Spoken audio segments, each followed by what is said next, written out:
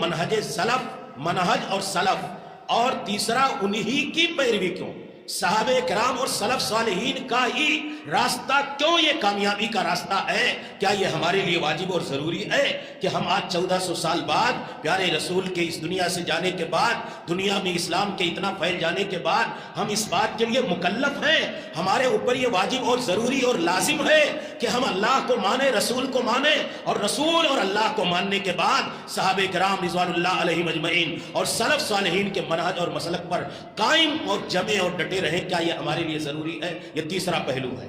मनहज कहते हैं तरीक़े को, रास्ते को, इख्तिसार के साथ मैं जिक्र कर रहा हूँ, और सलफ कहते हैं गुजरे हुए लोग जो हमसे पहले, कुल्लु मम्मदा, हर वो जो गुजर गया वो हमारा सलफ है। हाँ, अब हमारे जो गुजरे हुए लोगों में दीन के मामले में सबसे ज्यादा कदीम तरीन लोग हैं वो सहाबे किराम हैं। सहाबे किराम के बाद तबा ताबईन हैं, तबा ताबईन के बाद ताबईन है, और तबा ताबईन के बाद तबा ताबईन है।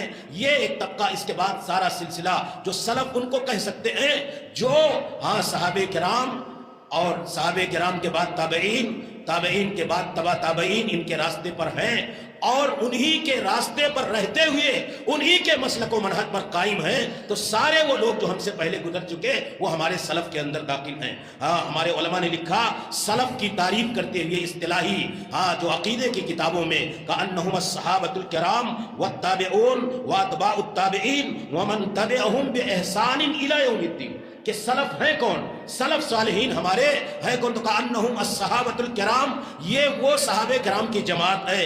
वत्ताबिऊन, सहाबा के बाद ताबईन की जमात है, ताबईन के बाद अतबाउत ताबईन, तबा ताबईन की जमात है। फिर कहा वमन तबिअहुम बिइहसान इला यौमिद्दीन, सहाबा, ताबईन और तबा ताबईन के रास्ते और मनहज और मसलक पर कयामत तक आने वाले सारे लोग सलफ के अंदर जो हमारे पहले गुजर चुके और जो हमारे बाद वालों के लिए पीछे गुजर जाएंगे, सब सलफ के अंदर दाखिल है। लेकिन असलन सलफ सालिहीन जो हमारी इस्तिलाह शरा में इस्तेमाल होता है, उससे बुनियादी तौर पर मुराद वही सहाबे किराम की जमात है, ताबईन की जमात है और तबा ताबईन की जमात है। उसके लिए दलील भी है, अल्लाह के रसूल सल्लल्लाहु अलैहि वसल्लम ने उन्हें मशहूद लहा बिल खैर, कुरूने मुफद्दला करार दिया और कहा कि ये अल्लाह के रसूल के ज़माने से लेकर के ता क़यामत आने वाले सारे इंसानों में सबसे बेहतरीन कौन लोग हैं, सहाबे किराम रिज़वानुल्लाह अलैहिम अजमईन हैं। उनके बाद कौन लोग हैं, सहाबा के नक्शे कदम पर चलने वाले